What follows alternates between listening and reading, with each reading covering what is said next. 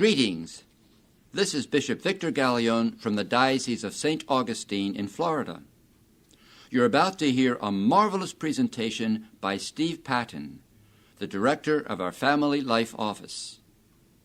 Steve clearly explains why the Church's timeless wisdom dealing with marital love brings great joy to married couples and deep satisfaction to the priests who serve them. Be careful, though. This message could have a lasting impact on your life for the better. Enjoy the presentation.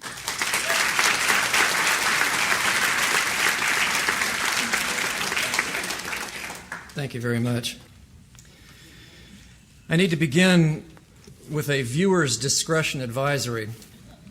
In this talk, I'm going to discuss some details about the marital act, what takes place, what it means, and how it can be distorted. So if you're listening now with young children, either live or on the recording, please take their ages into consideration and perhaps listen later when they're not present. I'd like to tell you about three people, a priest and a married couple. They're fictional characters, but in a sense they're quite real. Each represents a composite of the views of many actual priests and married couples in the United States today. First, let me introduce you to Father Friendly. Father Friendly is loved and respected by his parishioners, and he loves and respects them. He knows all about the many temptations and tensions they face every day, and so he makes it a point to teach them often about God's compassion and mercy. But of all the many issues that weigh down upon his flock, and so weigh down upon him, two stand out: abortion and divorce. While he's not what you might call an activist pro-life priest, he knows that abortion is a grave crime against the unborn. He has even occasionally preached about it, although always with compassion. He knows that most women make that awful decision not so much as a free choice, but because they didn't think they really had a choice. He wants to reach out to them, and he wants to keep anyone else from making that same terrible decision. He wishes he could pinpoint why it is that so many people, including so many seemingly good Catholics, still fall prey to this sin by the hundreds of thousands. He likewise grieves the epidemic of divorce. He has personally ministered to dozens of broken marriages and families. It saddens him deeply that this could happen to so many good couples, especially those who seem to have it all together. Regular churchgoers, kind people, parents who love their children. He has preached about the sanctity of marriage. He has encouraged distressed couples to go to counseling. He promotes marriage enrichment programs, and yet the divorces continue to multiply. One topic Father Friendly has never preached about, though, is contraception. He knows use of it is against the official teaching of the Catholic Church, and he knows that most Catholics don't comply with that teaching. He doesn't preach about this or bring it up in confession, though. He figures, with all the other burdens his flock is already carrying, he shouldn't lay that one on them too. He suspects there is something wrong with contraception, but he's always figured that it's really not that big a deal and that there are more important things to talk about. Now let me introduce you to Mr. and Mrs. Good People. The Good Peoples are active, contributing members of Father Friendly's parish, and in each of the areas I just mentioned, their views are virtually identical to his. They know that abortion is wrong, and they don't think anyone should ever have one. They're also saddened at the epidemic of divorce all around them, in their own family and among their closest friends. They just can't understand what's going on. They take their own marriage seriously, and they wish every couple would do the same. But if they're in tune with the teachings of the Church when it comes to abortion and divorce, they're not when it comes to contraception. Mrs. Good People has been on the pill since she became sexually active as a teenager. No one ever told her there was anything wrong with this. Not her parents, not her peers, not her teachers, not her doctors, not her priests. They've either said contraception was the good and responsible thing to do, or they've said nothing at all. For Mr. Good People, it was much the same way. So the two of them took this way of thinking into their marriage. Except for when they wanted to conceive, they've always used contraception. Every now and then, they've heard something about the Catholic Church, quote-unquote, frowning upon contraception, or that it, quote-unquote, disapproves of it.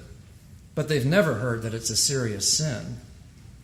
It's never been explained to them how it offends God and harms us. Somewhere along the line, they've also heard rumors about something called NFP, but they've never looked into it. They don't know anyone who takes it seriously, apparently including Father Friendly. The Good Peoples want to do the right thing, and they'd probably be open to learning about the Church's teaching if it was ever presented to them. But unless that happens, they're going to just keep on using contraception, and eventually they will probably also choose to get sterilized. It's to all of you Father Friendlies and Mr. and Mrs. Good Peoples out there that I offer these thoughts. I want to show you two things. First, I want to show you why contraception really is a big deal. I want to show you that no matter how passionate you or any of us might be about stopping abortion and divorce, until we start changing our contraceptive views and practices, we're never going to see an end to either of those two evils. Second, I want to bring all this home to us as a church. What kind of effect on us does our complicity with the contraceptive mentality have? And what can we do about it? So let's first look at how contraception leads to both abortion and divorce. You've probably heard the terms culture of life and culture of death that were coined by Pope John Paul II. I think we could split the term culture of death into two subcategories: death to life and death to marital love. By death to life, I mean not just death to tens of millions of preborn babies, but to a growing death to the very idea of babies. Across North America, Europe, and in virtually every other culture where abortion has become common, we can also observe declining birth rates, and in many instances, dramatically declining birth rates. So a culture of death to life is a culture with a generally declining view toward new human life. We're either outright killing a huge percentage of our babies through abortion, or we're taking a dimmer, more pessimistic view of conceiving them at all. Our culture of death to marital love shows a similar pattern. We're more and more seeing not just outright death to marital love in the form of divorce, which is tragic enough at about 50% of all marriages, but also a kind of death to the very idea of making such a commitment. Fewer people are getting married at all. Marriage rates in the United States have been steadily declining for decades. What's happening here? The notion of a man and a woman making a lifelong commitment of love and staying in it has been around for thousands of years in every human culture. Why is it now in our culture gradually dying away? Look at abortion and divorce side by side. Keep in mind, neither is new to the human experience. Both have been around for thousands of years, but usually only as the extreme fallback option. So why is it that both of them, at basically the same time, suddenly came out of the dark fringes and mushroomed to epidemic levels? What I suggest is that all of this death and withering in the forms of abortion, declining birth rates, divorce, declining marriage rates, all of this mushroomed together right along with the mushrooming use of contraception. I'd like to show you now what I can only describe as our culture of contraception. But first I want to ask you to consider the terms contraception and sterilization to be virtually interchangeable. After all, contraception is basically a temporary form of sterilization, while sterilization is a permanent form of contraception. Each, though, is essentially the same thing. an act that intentionally renders the sexual act sterile. So when I refer to our culture of contraception, what I'm really referring to is our culture of sterilized sex. What do I mean by that?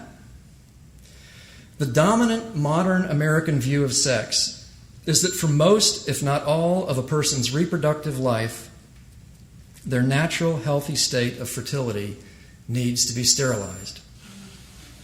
If you don't sterilize it, then it is not, quote unquote, safe. The possibility that sexual activity could lead to pregnancy is something you need to protect yourself from. We understand the phrase responsible sex as in responsible people use birth control, irresponsible people don't, in the same way. Indoctrination to this way of thinking starts early.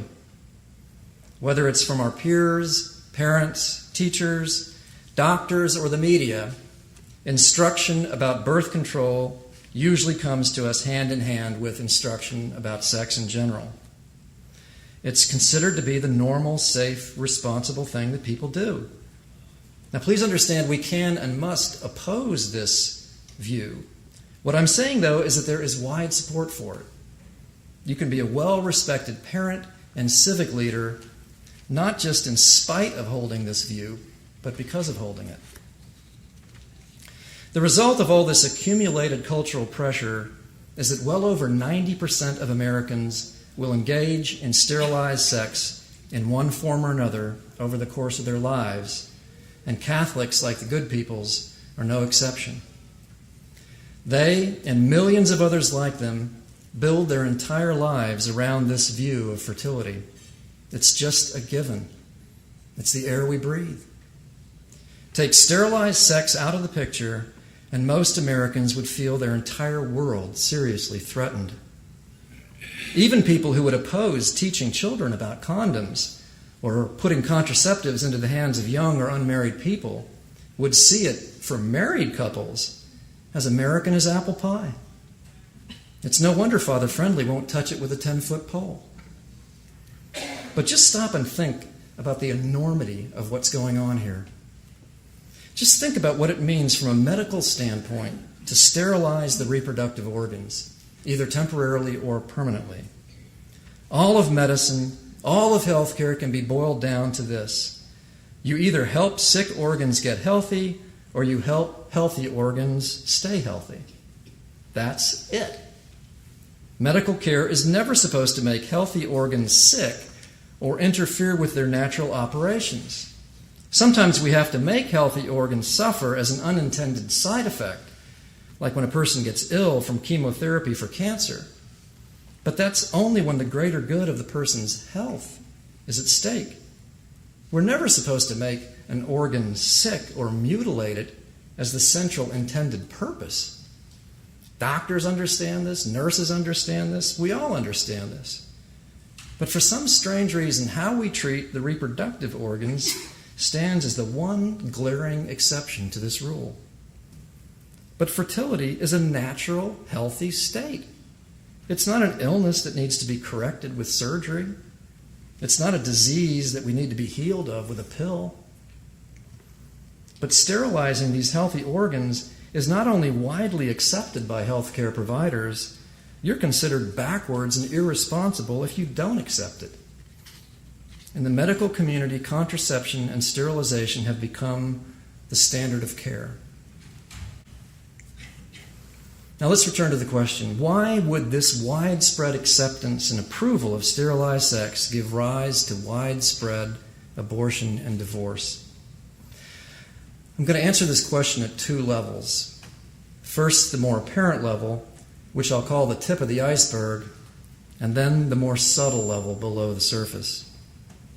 So let's first look at the more obvious level of how a culture of sterilized sex leads to a culture of death. First, by leading to a culture of death to marital love, I mean this. It used to be, before the contraceptive revolution, that there was a pretty much clear and firm connection between sex and marriage. Married people had sex, unmarried people didn't, or if they did, they more or less knew that they weren't supposed to. Most everybody knew this. But over the course of the 20th century, as contraception became more socially accepted, more available, and more effective, all that began to change. By the time the 60s rolled around, it was becoming clear to married and unmarried people alike that you didn't have to be married to have sex. Contraceptive practice had made sex into a recreational activity that everyone has a right to. What did this mean for the unmarried? Well, you probably heard the old saying, why buy the cow when you can get the milk for free? Widespread acceptance and availability of contraception has led to widespread fornication. Premarital sex is now not only socially acceptable, but socially respectable. It's no different among Catholics.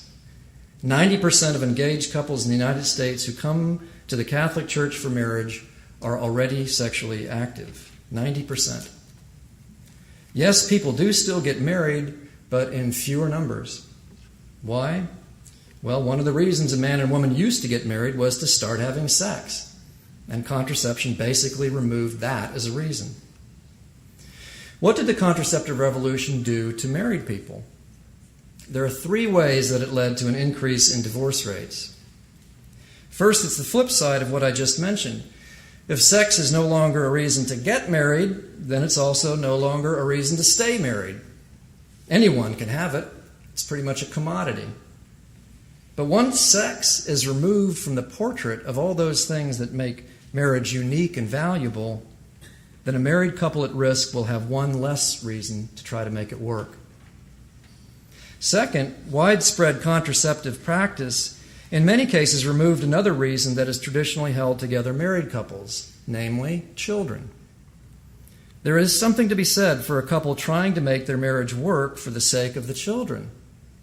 But what happens when there are no children? More contraception has led to fewer children, and in many cases to no children at all. Divorces naturally followed. Third, widespread use of contraception by married couples also led to an increase of adultery. Once you take away one of the greatest fears of extramarital sex, which is pregnancy, you're going to see an increase of that activity. And where there is an increase in adultery, there's also going to be an increase in divorce. In net effect, our culture of sterilized sex has made marriage on the whole a less attractive institution to enter into and an easier institution to get out of.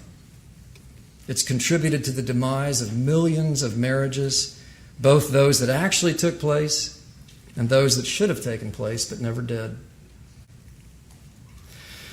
Let's look now at how our culture of widespread sterilized sex has also led to our culture of widespread death to preborn human life. Keep in mind that for the moment, we're looking only at the tip of the iceberg. We'll look at the deeper level in a moment. How does widespread contraception lead to declining birth rates? Well, if the life-giving potential of sex is pervasively removed from the picture, a cultural mindset is gradually fostered in which children themselves are pervasively removed from the picture. They tend to be viewed not as gifts, but as liabilities, spoilers of a pleasurable lifestyle. We might have 1 or 2 if that would be pleasurable to us, but after that, the norm is to reject them. How does widespread contraception lead to widespread abortion? I credit Dr. Jennifer Roback Morse with summing up the motto of our culture of sexual liberation this way. And keep in mind that our culture of sexual liberation was made possible only by our culture of contraception. She says, ours is a culture in which, and I quote, all adults are entitled to unlimited sexual activity without a live baby resulting. I'll say that again. All adults are entitled to unlimited sexual activity without a live baby resulting. What Dr. Morse touches upon is our culture's prevailing disconnection between sex and babies. Before contraception was king, the prevailing assumption was that a baby was a natural consequence of sex. If you chose to engage in sex, you knew it could result in a baby. You might not have wanted that to happen, but you assumed that it could happen. If a baby did result, it was because of your freely chosen action. And so you were likely, not necessarily, but likely, to feel a certain kind of responsibility toward that child. The contraceptive revolution changed all that. It led to the prevailing assumption that babies really shouldn't have anything to do with sex. That is, not unless you wanted a baby to have something to do with sex. Not unless you allowed that. Or as Dr. Moore said, not unless you're into that kind of thing. Now, couples who think this way do know that keeping a baby out of the picture doesn't just happen by itself. You have to do your part. You have to do something to the sexual act to make sure that a baby won't be conceived. That's what, quote unquote, taking responsibility for your actions now means with respect to sexual activity. But if a couple has this kind of attitude, then when the contraception fails, as it often does, and there's a pregnancy, they're not going to tend to think the baby's there because of their actions.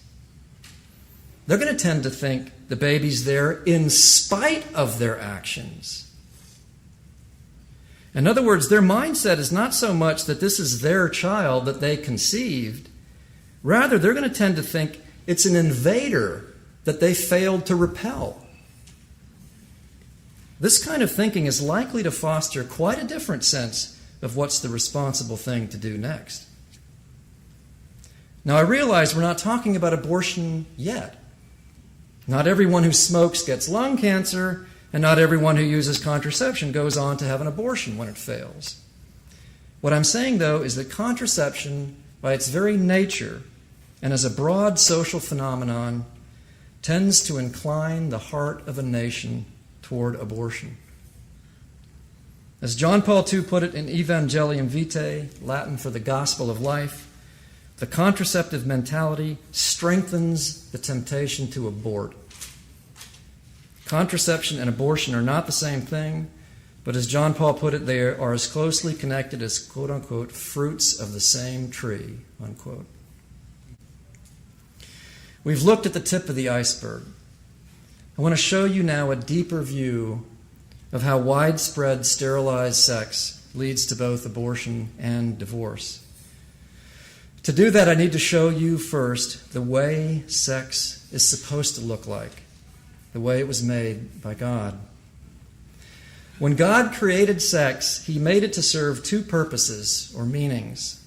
Number one, to express the bond of marital love between a husband and a wife.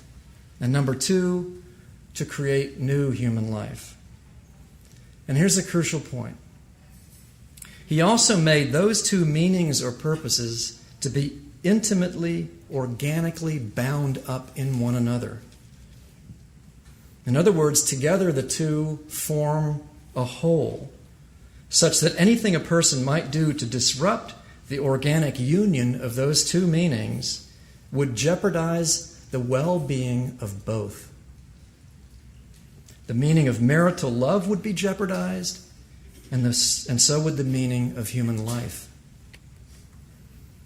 How are these two meanings, marital love and openness to life, expressed together in the sexual act as it was made by God?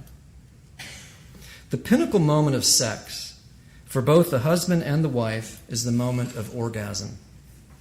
In that one moment, which ideally happens for them at the same time, they experience together the most intense sensations of physical pleasure and emotional connectedness.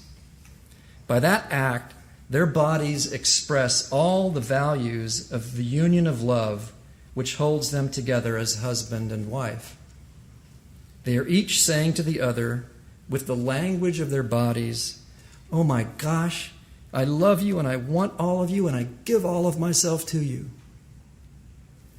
Meanwhile, consider what's happening physiologically to heighten and reinforce this sensation of union.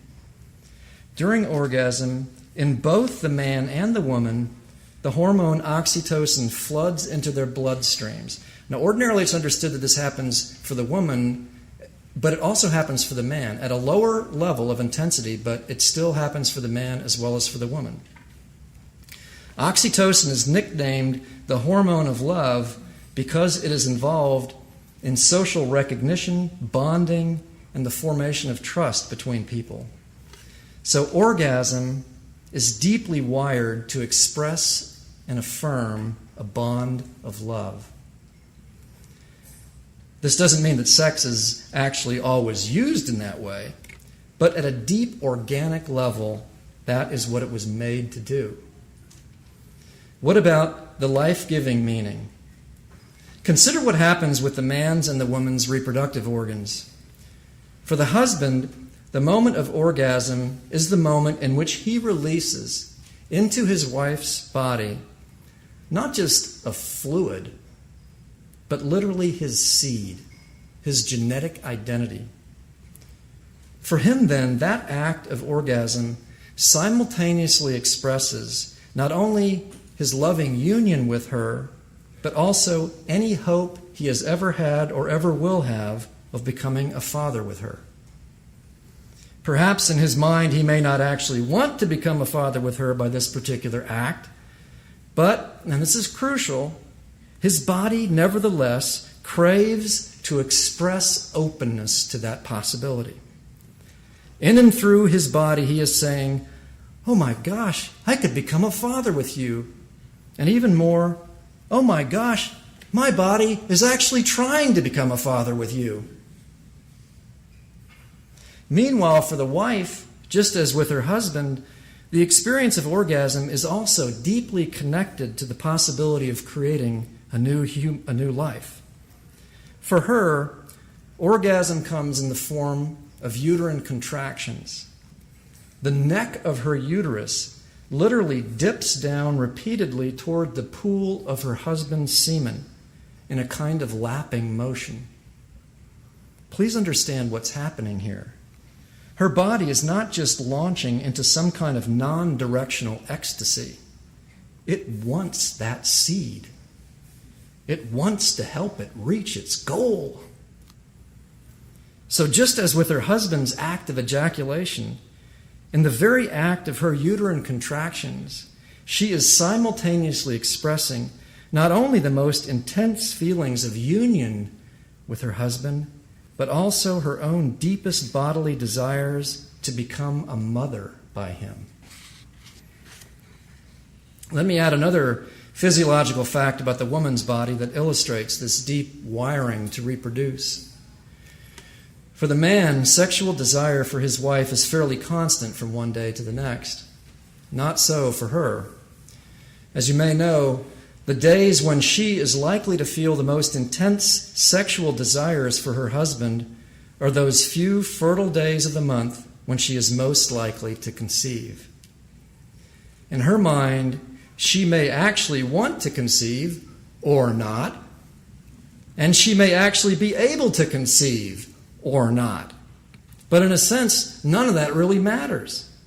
What matters is that her body, in its own way, and her husband's body, in its own way, are both deeply wired such that they are always trying to say the following two things by way of sexual intercourse, and to say them simultaneously. I love you forever, and I yearn to create new life with you. Now let's look at what happens to this marvelously complex picture of human sexuality when a couple purposefully thwarts the life-giving meaning, and see how that can incline them toward both divorce and abortion. By the way, please don't think in any of this that I'm referring to couples who are infertile through no fault of their own. The decisive factor is not sterility, but deliberate sterility. Let's look at divorce first. The bond that holds a married couple together is made up of a variety of forces: moral, social, religious, emotional, economic, and so forth. As any one of those forces fades or weakens, so too will the strength of the marriage bond also fade or weaken. Divorces likewise will increase. One of these forces that holds a married couple together is regular, meaningful sexual relations. Meaningful is the key word here. If for whatever reason their sexual relations become less meaningful, or perhaps altogether meaningless, then so too will their marital bond weaken. So if marital sex as a broad social phenomenon is becoming less meaningful, then we can expect that divorces will begin to multiply. This is indeed what has happened to the meaning of sex in our day. By our nation's pervasive removal of the life-giving meaning of sex, we have made sex that much less meaningful. Think of the millions of couples who have contracepted themselves right up to the point where one or both of them complains that their sex has become basically meaningless. God hardwired that life-giving meaning into the core of the sexual experience. It was made to be a major part of the wow factor of sex, the spark, the mystery of life itself. So then we turn around and do everything we can to cancel that meaning out? Don't we think negative consequences might follow? Please ponder the irony here. The married couple who sterilizes their sex imagines that by doing this they will enhance their relationship. They get to have sex when maybe they wouldn't have had it otherwise, and that will strengthen their relationship, right? Well, it doesn't work that way. Yes, they might have an orgasm together, and that would probably feel pleasurable at a purely physical level. And it could also be an affectionate, tension-relieving moment for them. But what they've lost through doing this is the fullness of the meaning of their sexual relations, and that is a huge loss. However much they might truly love one another and want to express that love, if they've done something to remove that "we could have a baby" meaning, by doing that, they have diminished the meaning of the act as a whole. And it gets worse. John Paul II pointed out that because of that organic, symbiotic connection between the two meanings of sex, if a couple takes away the life-giving meaning, they are, by doing that, in some mysterious way, also taking away the love-giving meaning. In this view, to sterilize sex is to completely rob it of meaning. A study just published in the Journal of Reproductive Medicine seems to support this view. The authors of the 2007 study, entitled Effects of Tubal Ligation Among American Women, found that women who have had a tubal ligation were more likely than women who have not had one to report two things. Number one, stress interfering with sex, and number two, seeing a physician regarding sexual problems. In addition to their own findings, the authors refer in their article to past research which has shown, and I quote, that women with a tubal ligation have a tendency to report a kind of mutilated body image, unquote. They conclude, and again I quote, "It is reasonable to ask whether tubal ligation in some way disrupts the emotional bond between the partners." In some way, it disrupts the emotional bond.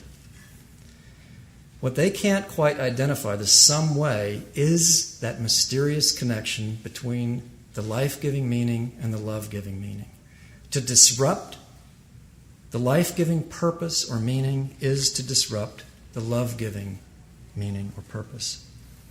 And the tragedy, again, is that this is not at all what the couple that gets sterilized desires. Quite the contrary. They do it because they think it will enhance their emotional bond. But like drinking salt water to quench one's thirst, engaging in sterilized sex will not quench the human thirst for love. Not only is the deep need not met, it is worsened. Our contraceptive culture has left us bloated with sex and dehydrated for love, and thereby inclined toward divorce. Let's look now at what distorting the sexual act means for abortion. Recall how, in the moment of orgasm, the man's and the woman's bodies, each in their own way, convulse together in a shared effort to conceive a new life. I repeat what I said a moment ago. Their bodies will try to do this every time, independent of either their intention or their ability to actually conceive a new life. In light of this fact, I think it's beautiful to think about a couple in their 70s making love. She hasn't ovulated in decades. There's no possibility of conceiving a new life. And yet there are their bodies, still doing that mysterious fertility dance together, still striving against all odds to conceive a baby. From the beginning of their marriage all the way to its end, their love for one another is somehow always mysteriously connected to creating new life together. But what does a young, fertile, married couple do about this if it really isn't the right time for them to have a baby? Well, if they want to live in harmony with their bodies, they will wait for a naturally infertile time. When that time comes, their bodies will again come together and do that fertility dance. They will strain to conceive. That's very likely not going to actually happen, but it won't be because they have done anything to thwart the life-giving potential of their own bodies. This is a natural, holistic way of living with your fertility. You always treat it with reverence, awe, and gentleness. You always receive it and work with it, even if this means having to suffer occasionally. Compare this approach with the far more popular alternative that couples choose these days, which is not to work with the life-giving mystery of their own bodies, but to work against it. The gift of fertility is not received, it is rejected. It is not treated gently, it is interfered with or manipulated or surgically mutilated. By whatever method they choose, couples who sterilize their sex apply force against themselves. It's a kind of violence done to the human body, and mind you, violence done to very special parts of the human body at the very moment when they are eagerly trying to carry out a very sacred function to create new human life. Speaking of self-violence, guys, think for a moment what really happens when you have a vasectomy. Your testicles are still there, but they've been sliced away from the act that they were created for. Now they're just hanging there, inert, like the living dead, little zombies. By the way, if you have been sterilized either by a vasectomy or a tubal ligation, the procedure can be reversed. You can return those organs in exile to the land of the living.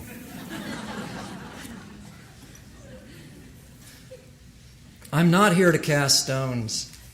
I'm just asking you to stand back and think about what we're actually doing with sterilized sex.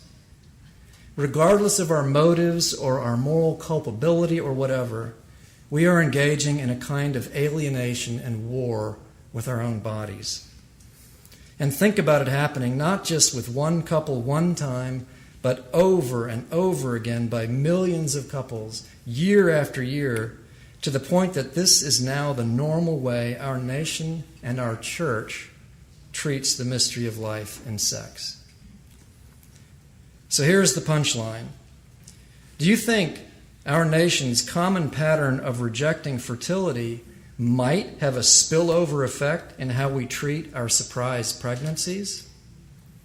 Is it not reasonable that violence regularly done against the life-giving potential of sex could lead toward violence done against life itself?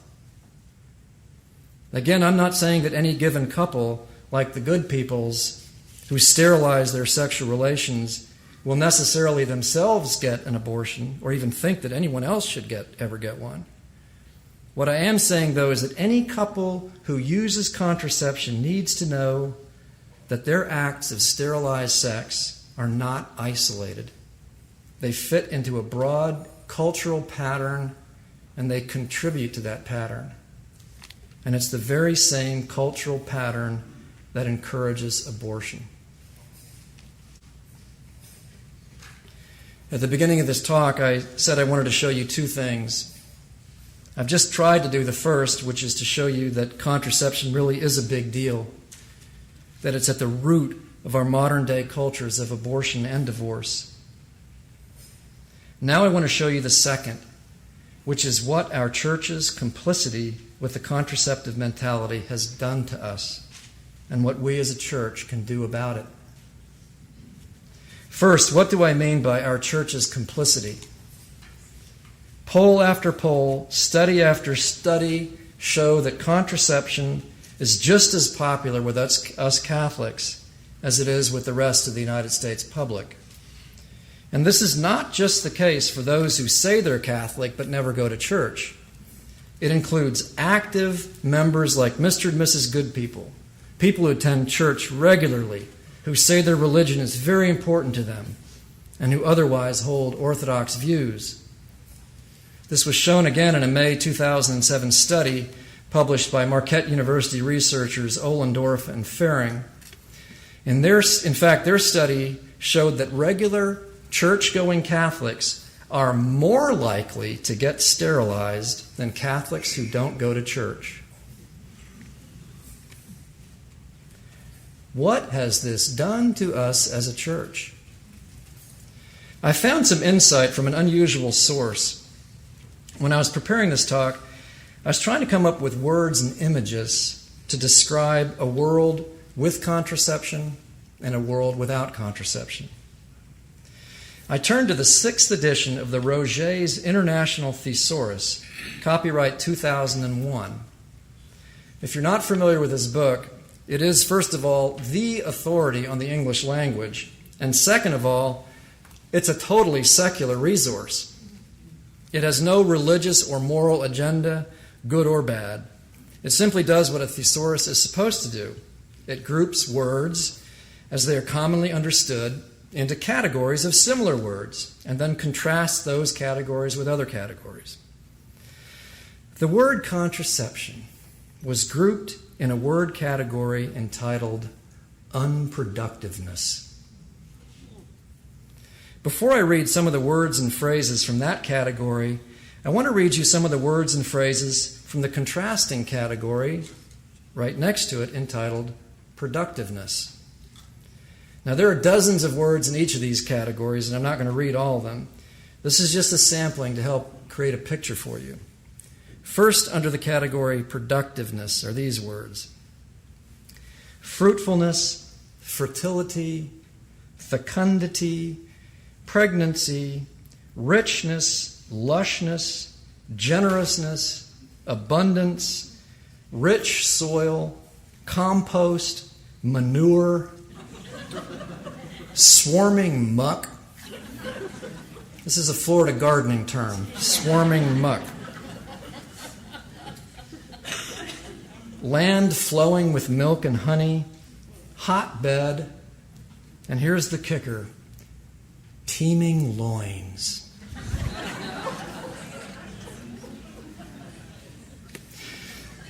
Now contrast this picture with the words from the category unproductiveness, dryness, famine, sterility, contraception, barren wasteland, lunar landscape, howling wilderness, ineffectual, drained, childless, impotence, Planned Parenthood.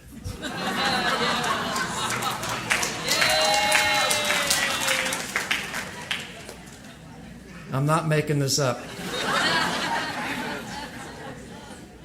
Dry womb, and finally, withered loins.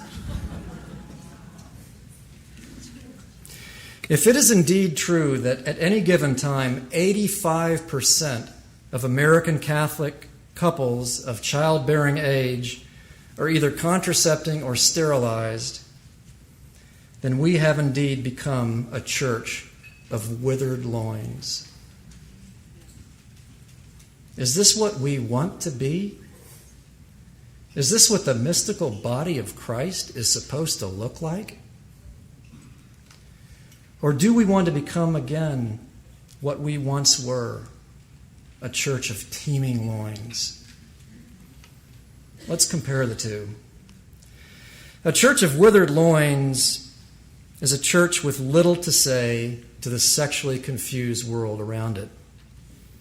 If we, the devout churchgoers, can't get it straight, or refuse to get it straight, about the God-given connections between sex, love, marriage, and babies, then God help the rest of the world. For example, take the growing normalization of homosexuality. There was an article by a gay activist that came out a few years ago entitled, "We Are All Sodomites Now."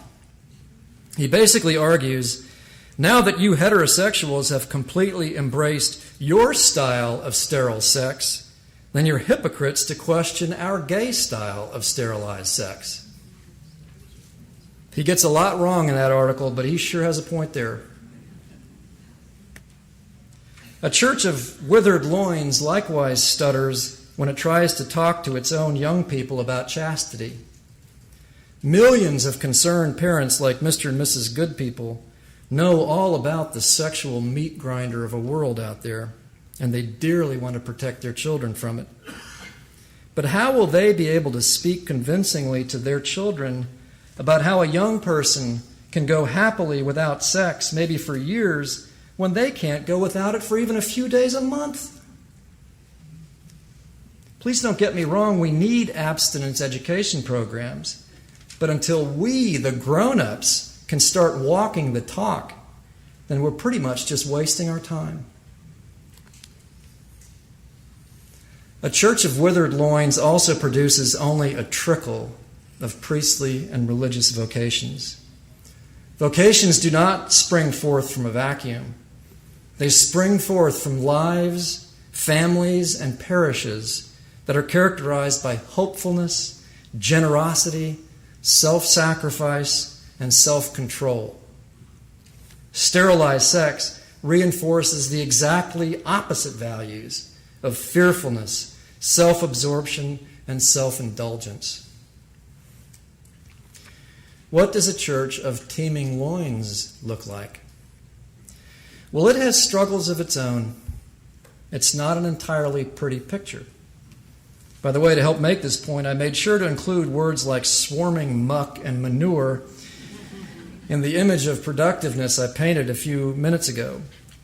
But unlike the struggles of a church of withered loins, the struggles of the church of teeming loins are wholesome, natural, and, in the end, redemptive.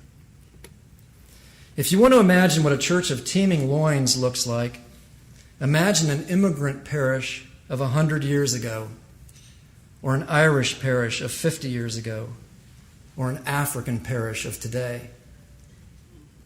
It's a parish with lots of babies. Smiling babies, crying babies, soiled babies, drooling babies, sniveling babies. All those liquids of life. And all their smells. It's a parish of large families, poor families, struggling families, sacrificial families, families that help other families, families that stick together no matter what, families that build cathedrals. And oh, by the way, a parish of teeming loins is also a parish with a teeming abundance of priestly and religious vocations. How can we become this kind of church again? Let me offer some encouragement now to all of you, Mr. and Mrs. Good Peoples out there, and then to all of you Father Friendlies. Mr. and Mrs. Good People, I hope you know that I know that life can be difficult, and there really can be legitimate reasons for a married couple to forestall having a child. The church is not saying you need to have 15 children to be good Catholics. What I'm asking you to do, though, on behalf of the church, is to look at this over-sexualized world around us and consider how it has maybe influenced some of the ways you view sex, fertility, and babies. Those ways of the world, in many respects, are contrary not only to God's plan, but to your own happiness. Let me quickly add this in case you're thinking, well, Steve, we're pretty happy as we are with contraception. Thank you very much. First, if you were to live your entire lives in a contraceptive mindset, you'd never know what a great difference you might have seen without it. Couples who make the switch regularly talk about the profound improvements they've seen in their marriages, their faith lives, and in their sexual lives. Second, and this is even more important, what you think or what I think or what anybody thinks is going to make us happy is not the bottom line when it comes to doing what God wants us to do. Sometimes He wants us to do things that might not feel so good, but we've got to do them anyway. Rejecting contraception is one of them. It's a bad choice, but it's not just a bad choice, like eating a Twinkie. Objectively speaking, it can sever us from friendship with God. Therefore, it is something we have to confess. Maybe you're still not convinced. Maybe you're thinking that you don't need the teachings of the Catholic Church to figure out what's pleasing to God. Friends, please understand that this teaching and any teaching of the Catholic Church is true not because the Church teaches us that it's true. It's the other way around. The Church teaches it because it is true. So sure, you could choose to disobey the Church's teaching on contraception, but that's not going to make it untrue. And it's also not going to mean that you won't have to suffer the consequences that will flow from your choice. The bottom line you need to keep in mind, though, as you ponder what to do, is that this teaching of the Church is not given to us to spoil our enjoyment of life. It's given to us so that we might enjoy life to the full. So yes, the Church lovingly invites us to treat God's gifts of sex, fertility, and babies in a way very different from the easy way the world says we should treat them. But I say to you that that easy way of the world, that way of contraception and sterilization, is the way that leads to death. Death to life, death to love. We can choose to follow it, and we may stay married, and we may still look okay and feel okay.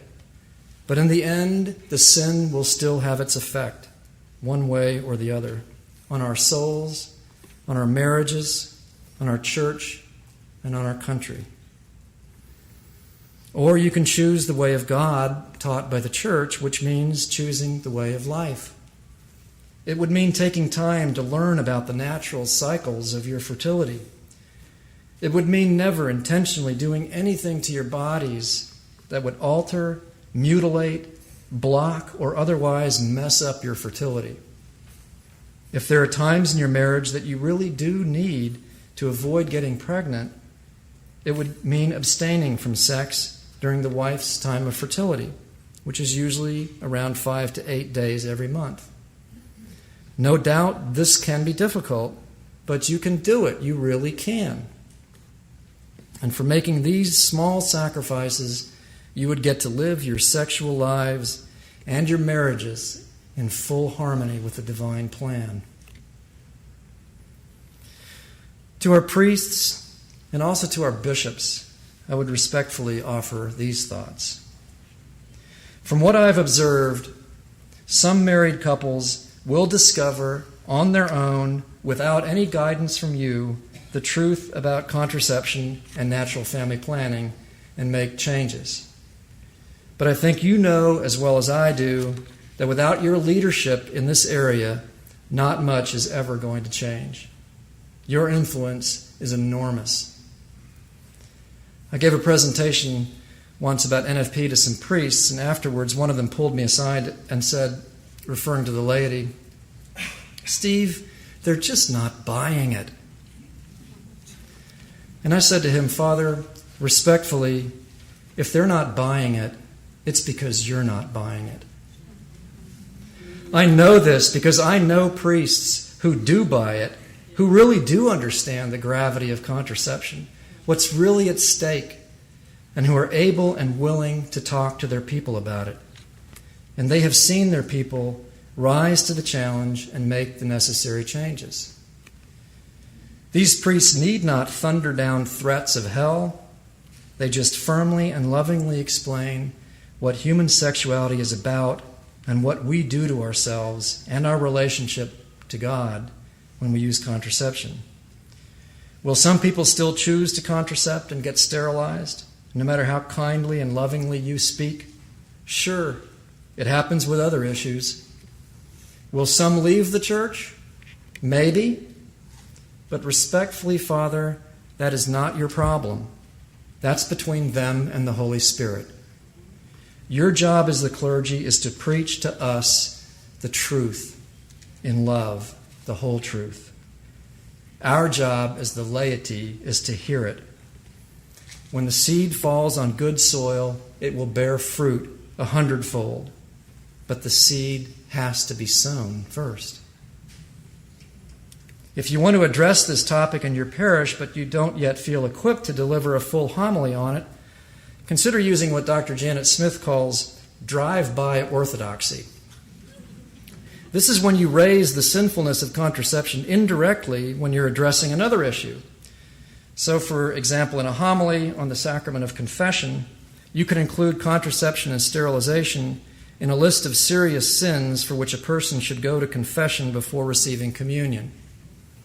You could also bring in a priest to give a homily.